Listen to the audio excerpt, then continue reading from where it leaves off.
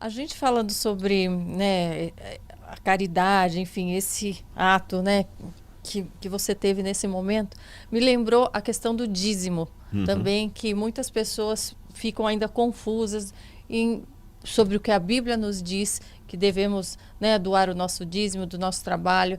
Isso equivale a doar para a igreja, a entidade igreja, ou a gente pode estar doando dentre esses 10% para um irmão que está passando necessidade, ou aquilo deve ser algo a mais? De que forma, A gente segundo o administra estudo, isso. a gente administra esses...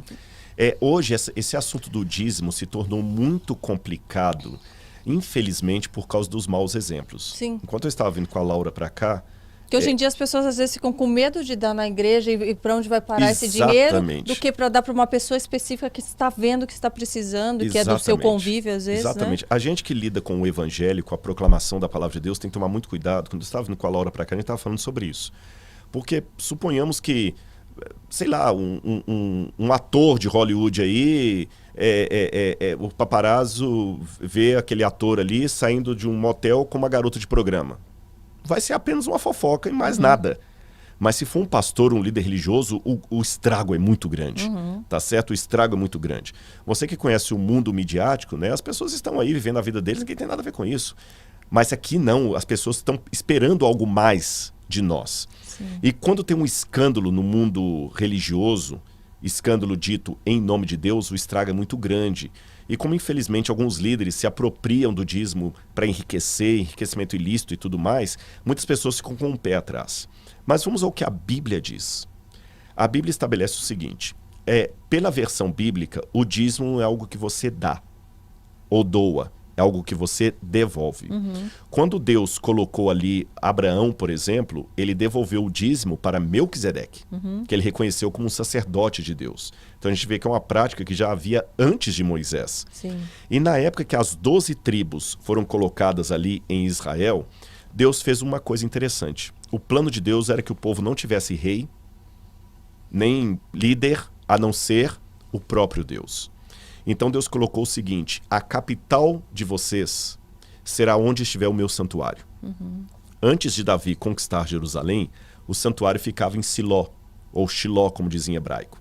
E todos os anos as pessoas teriam que vir, pelo menos numa das 3 festas principais dos judeus. A Pessah, que é a Páscoa, o Shavuot, que é a festa das semanas, e o Sukkot, que é a festa das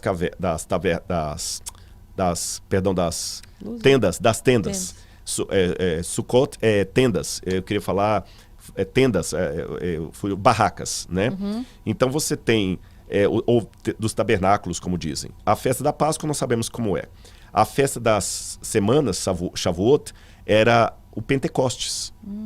E a das cabanas, ou das tendas, era uma maneira do povo sempre lembrar, quando eles passassem a morar em casas de alvenaria, que os ancestrais moraram em tendas. Uma forma de mostrar humildade, sabe? Muito bonito isso.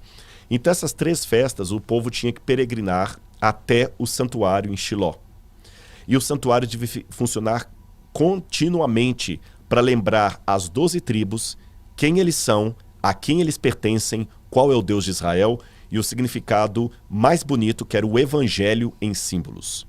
Agora, como é que esse santuário deveria funcionar? Ele deveria funcionar com pessoas que se dedicassem 24 horas para aquilo. Agora, levando em consideração que era uma população agrícola...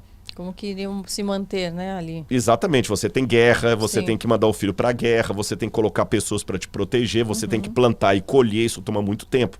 Então Deus decidiu o seguinte, a tribo de Levi, que é a tribo dos filhos de Aharon, a tribo de Levi vai cuidar do santuário. E para que eles tenham tempo para cuidar apenas do santuário, que é muito detalhado, eles não vão plantar nem vão colher.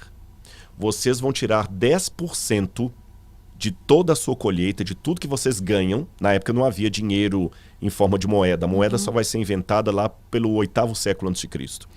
Vocês vão tirar 10% de tudo e levar para o santuário para a manutenção daqueles que trabalham na obra, na tribo de Levi. Então eles levavam de que forma? Levavam em forma de cereais, ou em forma de animais, ou em forma de ciclos de prata. Quando alguém vendia, porque os ciclos de prata eram pedaços de prata que pesavam numa balança. Então é como se eu falasse assim, Karina, eu quero comprar esse tipo óculos. o quilo do ouro. Que Exatamente. a gente Quanto que custa esse sofá? Esse sofá aqui custa 300 gramas de prata. Aí eu pego 300 gramas de prata e te dou pedaços de prata. Depois inventaram a moeda. Então as pessoas deveriam levar para manutenção. E os da tribo de Levi, para não se enriquecerem, eram os únicos que não tiveram uma terra para eles. Eles viviam sustentados dos dízimos que os outros davam. Com o passar do tempo, na época de Malaquias, Deus advertiu ao povo: vocês me roubam. E vocês perguntam, em que nós te roubamos? Nos dízimos e nas ofertas. Ele fala, trazei os dízimos à casa do tesouro, para que fique cheia a minha casa. Qual era a casa do tesouro? O templo que eles estavam reconstruindo, o templo. Na época de Jesus, havia o shekel do templo. E Jesus nunca se opôs a isso. Já havia a questão de impostos e tudo? Havia impostos, e o imposto era separado do dízimo. Não fazia parte. Não fazia parte. Aí, quando vem o Novo Testamento, o dízimo continua. Tanto é que o dízimo continua que Paulo fala o seguinte, eu tenho o direito de viver do dízimo. Mas como Paulo tinha um problema ali, que muita gente não aceitava o apostolado de Paulo por causa do passado dele, Paulo falou, olha, para evitar confusão, eu vou ficar trabalhando em tendas, fazendo tendas como eu sempre fiz, mas eu teria o direito de viver do evangelho, viver do dízimo. Quem prega o evangelho tem o direito de viver dele, dizia Paulo. E as igrejas cristãs sempre tiveram o dízimo. Então a função do dízimo é a manutenção da obra de Deus. Então, elencando, qual seria o fator básico para o dízimo? Pagar a líderes, pastores, missionários, ajudar pessoas que estão na janela 1040. O que é a janela 1040? Quando você pega o mapa mundi e faz ali os quadrantes e tudo mais, a janela 1040 equivale justamente àquela porção do planeta Terra onde a maior parte das pessoas não são cristãs, onde é proibido pregar o evangelho. Então as pessoas vão ali e elas podem viver do dízimo. Missionários que são enviados, médicos missionários que deixam a vida profissional de médico aqui para ser um médico em algum país como a Etiópia, por exemplo, ou até no Brasil. Então, veja bem, um médico missionário. Está fazendo a caridade, mas o dinheiro está pagando a ele. E as igrejas também podem pegar esse dinheiro do dízimo que elas recebem e transformar isso numa caridade